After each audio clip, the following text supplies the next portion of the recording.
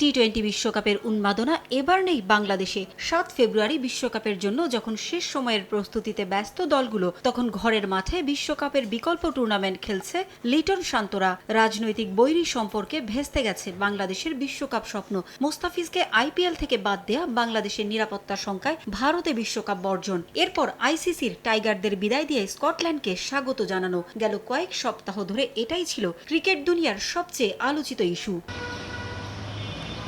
চরম দুঃসময়ে কাউকে পাশে পায়নি বাংলাদেশ। আইসিসির ভোটাভুটিতে পাকিস্তান ছাড়া সমর্থন দেয়নি কোনো দেশ, কারণ ভারতের কাছে জিম্মি আইসিসি। তাদের মন রাখতে গিয়ে অন্য দেশকে বঞ্চিত করতেও এক মুহূর্ত চিন্তা করে না ক্রিকেটের নিয়ন্ত্রক সংস্থা। গেল কয়েকদিনের এই উত্তপ্ত পরিস্থিতিতে ক্রিকেট দুনিয়ার শক্তিশালী দেশগুলোর পক্ষ থেকেও ভারতের ভয়ে কথা বলার সাহস দেখায়নি কেউ। তবে এবার আর চুপ থাকলেন না ইংল্যান্ডের সাবেক অধিনায়ক ও ধারাভাষ্যকার নাসের হুসাইন। কঠিন সময়ে কোনো ভয় ভীতির পরোয়া না করে নিজেদের অবস্থান অটল থাকায় ধন্যবাদ জানিয়েছেন বাংলাদেশকে। বিসিবির পক্ষ নেয় পাকিস্তানেরও প্রশংসা করেছেন তিনি।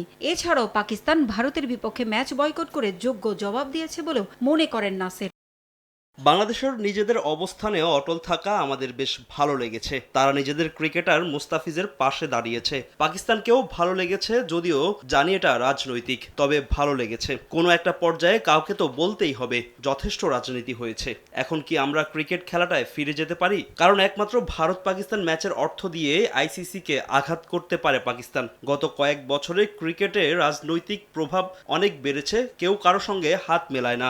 রাজনৈতিক বৈরী সম্পর্কের কারণে ট্রফি পর্যন্ত নেয় না। ক্রিকেট আগে বিভিন্ন দেশ ও জাতিকে একতাবদ্ধ করত, এখন এটা মানুষের মধ্যে বিভেদ তৈরি করছে। খোঁচা দিয়ে নাসের হোসেন আরো বলেন, যদি বাংলাদেশের জায়গায় ভারত থাকতো তাহলে কি আইসিসি তাদেরকে বাদ দিতে পারত? ইংল্যান্ডের হয়ে 96 টেস্ট খেলা এই ব্যাটসম্যানের মতে সবাইকে একই দৃষ্টিতে দেখা হচ্ছে না বলেই ক্রিকেটের ভারসাম্য নষ্ট হচ্ছে। এখানে যদি ভারত থাকতো বা ভবিষ্যতেও যদি কোনো টুর্নামেন্টের শুরুর 1 মাস আগে ভারত বলে আমাদের সরকার চায় না ওই দেশে গিয়ে বিশ্বকাপ খেলতে, তখন কি আইসিসি এতটা শক্ত অবস্থানে থাকবে?